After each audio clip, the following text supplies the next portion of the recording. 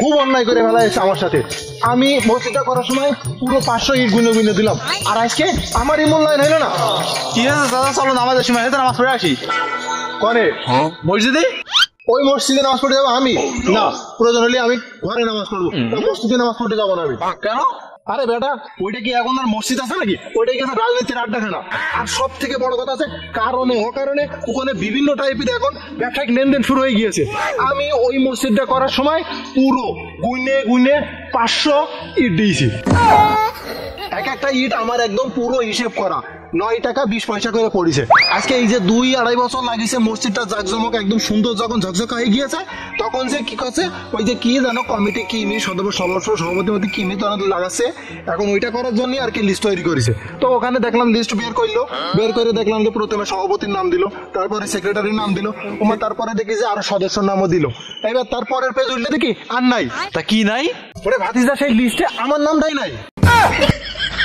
মসজিদের জন্য এত কিছু করলাম আমি, 500 ইট পর্যন্ত দিলাম গুনে গুনে। আজকে যদি ওই লিস্টটাই আমার নামটা যদি সদস্য লিস্টেও রাখতো, মনটারে বুঝ দিতে পারতাম, কিন্তু ওরা সেটা করেনি। ওই গজু ছেলে 1 নম্বরে চোর বাটপার, ও কিনা ওর নাম রেখেছে ওই সদস্য লিস্টে, যে কিনা পুরো 6 লাখ টাকা কোম্পানিতে মেরে নিয়ে এসে আত্মসাৎ করে বসে রয়েছে। হ্যাঁ ভাতিজা, এলাকায় কিটা কি খারাপ কিটা ভালো এটা কিন্তু আমার থেকে বেশি আর কেউ জানে না, ঠিক আছে? আচ্ছা সব বাদ দাও, রাগ করেছো মানসি পড়ে মসজিদে পরে আবার কি যায়, চলো নামাজ পড়ে আসি। আরে ভাইসা, মানজির পরে রাগ কি?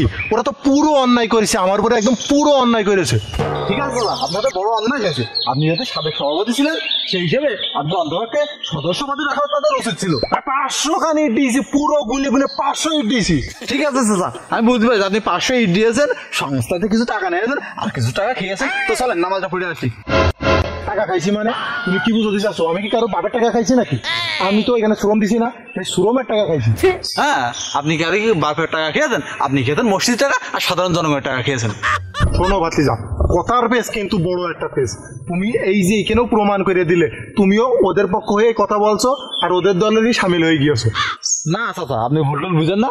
ওই যাই হোক, আমি ওই গজু ছেলের সাথে কথা বলে আপনাদের অন্তপক্ষে একটা সদস্য পদের ব্যবস্থা করে দেবেন। কিটা কথা বলবে? তুমি কথা বলবা? তুমি যদি কথা বলো, তোমার যে সদস্য পদ আছে সেটাও তুমি হারাবা। আমার জন্য তোমার বাবু কথা বলতে হবে না, পুরো 500টা ইট দিয়েছি, ঠিক আছে? 500 ইট আমার মনে থাকবে, যাও, লাগবে না আমার কোনো পদ। তাহলে আপনি বোঝেন যে আপনি কতটা খারাপ হয়ে গেছেন, যে শেষ বেলায় এসে আপনার একটা কমিটির পদও দিচ্ছে না। তো যাই হোক, আপনি সুৎখর মানুষ, আপনার নামাজ পড়লে আমি যাবো।